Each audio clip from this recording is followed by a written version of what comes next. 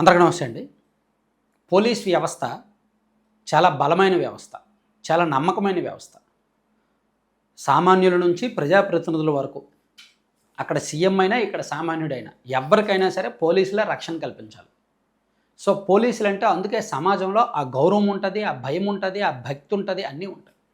కానీ ఆ గౌరవాన్ని, ఆ భయాన్ని, ఆ భక్తిని పోలీసులే కొంతమంది చేస్తున్న దారుణాల కారణంగా పోలీసు వ్యవస్థ మీద ఒక పెద్ద మరక వస్తుంది. పోలీసు వ్యవస్థ నమ్మకం నీరుగారుతోంది, మసకబారుతోంది. ఇటువంటి సంఘటనలు ఈ మధ్య ఎక్కువ అవుతున్నాయి. సో ఇది ఖచ్చితంగా పోలీసు వ్యవస్థ, ప్రతి పోలీసు తమను తాము ఆలోచించుకోవాలి.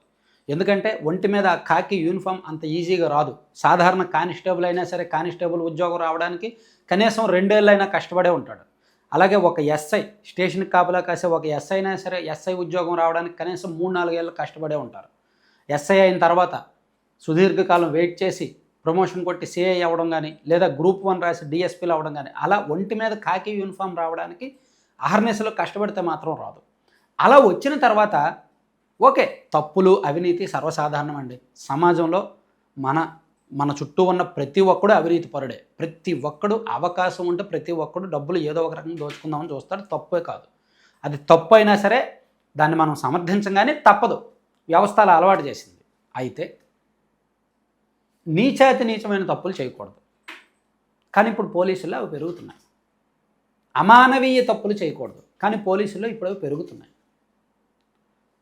సో ఒక ₹1,00,000 ఒక 5,000, 10,000 తీసుకోవడం ఒక ఎత్తు, ఆ ₹1,00,000 మొత్తం కొల్లగొట్టడం మరో ఎత్తు. సో ఇటువంటి నేరాలు పోలీసులే చేస్తుండడం దారుణం అనమాట. ఎందుకంటే పోలీసులు అంటేనే ఒక రకంగా త్యాగం. ఆ వ్యవస్థ మీద చాలా గౌరవం ఉంది జనాలకి. అందరూ ఉద్యోగులకి వారంలో 2 రోజులు వీక్ ఆఫ్ ఉంటుంది. శనివారం, ఆదివారం వస్తే ఇంకా వీకెండ్ మూడ్లోకి వెళ్ళిపోతారు అందరూ. ఉపాధ్యాయులు కావచ్చు, సాధారణ ఉద్యోగులు అందరూ. కానీ పోలీసులకు వీకెండ్ మూడే ఉండదు. వీక్ ఆఫ్లో ఉండవు, వీకెండ్ మూడ్ కూడా ఉండదు.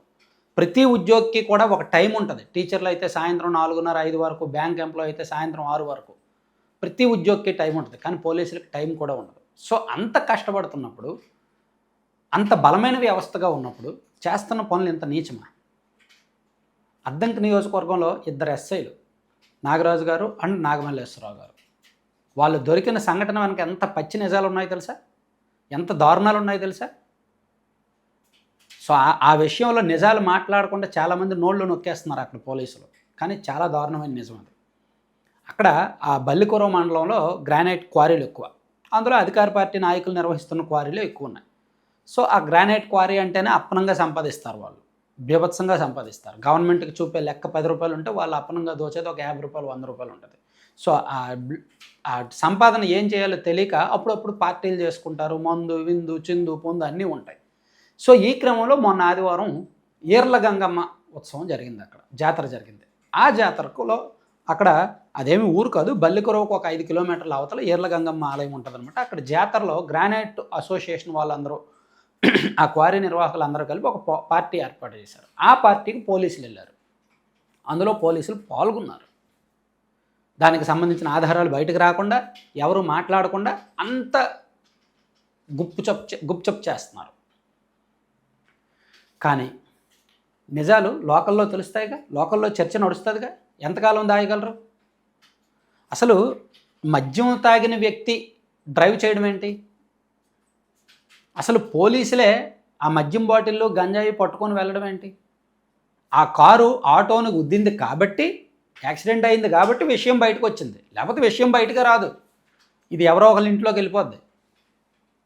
సో మేము అక్కడ పట్టుకున్నాము, స్వాధీనం చేసుకున్నాము అని చెప్తున్నారు. ఎవరి దగ్గర స్వాధీనం చేసుకున్నారు? అవతల ఎవరి మీద కేసు పెట్టారు అనేది ఏమైనా చెప్పారా?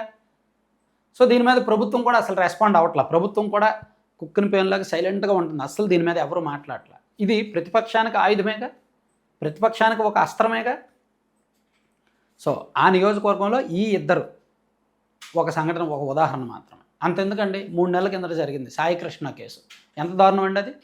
పోలీస్ స్టేషన్లో కస్టడీకని తీసుకువెళ్ళి అంత దారుణంగా చిత్రహింసలకు గురి చేసి చంపేస్తారా? అలాగే క్రాంతి కుమార్ కేసు కూడా.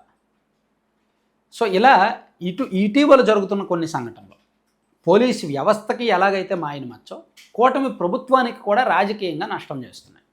ప్రభుత్వం కూడా డిఫెన్స్లోకి వెళ్ళిపోతుంది. సాయి కృష్ణ కేసులో నాణేనికి రెండో వైపు ఆ కుర్రాడు విపరీతమైన నేర చరిత్ర ఉన్నవాడు కాబట్టి ఎంతో కొంత వీళ్ళు సమర్థించుకోగలుగుతున్నారు. ఆ కుర్రాడి మీద రౌడీ షీట్లు ఉన్నాయి కాబట్టి ఎంతో కొంత వీళ్ళు సమర్థించుకోగలుగుతుంది ప్రభుత్వం, పార్టీ పరంగా, రాజకీయంగా. ఆ కుర్రాడి మీద అంత పెద్ద నేర చరిత్ర లేకపోతే ఈ పాటి ప్రభుత్వం డిఫెన్స్లోకి వెళ్ళిపోయేది. సో ఎంత నేర చరిత్ర ఉన్నా పోలీసులు అలా వ్యవహరించడం సరికాదు. సో ఆ కేసులో ఇప్పటికీ నిజానిజాలు బయటికి రావట్లేదు, ఆధారాలు కూడా బయటికి రావట్లేదు. సో ఇప్పుడు ఈ అద్దంకి ఘటన కూడా ఆధారాలు బయటకు రాకుండా, నిజానిజాలు బయటకు రాకుండా ఇంటి దొంగలను జాగ్రత్తగా కాపాడుకోవడానికి అధికార పార్టీ నాయకులు అండ్ పోలీసు పెద్దలు ప్రయత్నిస్తున్నారన్నమాట. మ్యాక్సిమం ఎవరు మాట్లాడకుండా చేయడానికి. కానీ ఊరికే ఉండదుగా, బయటకు ఒకసారి విషయం బయటకు వచ్చిన తర్వాత కప్పిపుచ్చడం అసాధ్యం, చాలా కష్టం. సో ఇప్పుడు ఆల్రెడీ ఆ ఎస్ఐలను కాపాడడానికి కొన్ని లాబింగ్లు జరుగుతున్నాయి, పరివీలు జరుగుతున్నాయి, చర్చలు జరుగుతున్నాయి, రకరకాల సంప్రదింపులు జరుగుతున్నాయి. కానీ చూడాలి ఇది ఎక్కడి వరకు ముగిస్తుంది, ఎక్కడి వరకు తీసుకువెళ్తారనేది చూడాలి.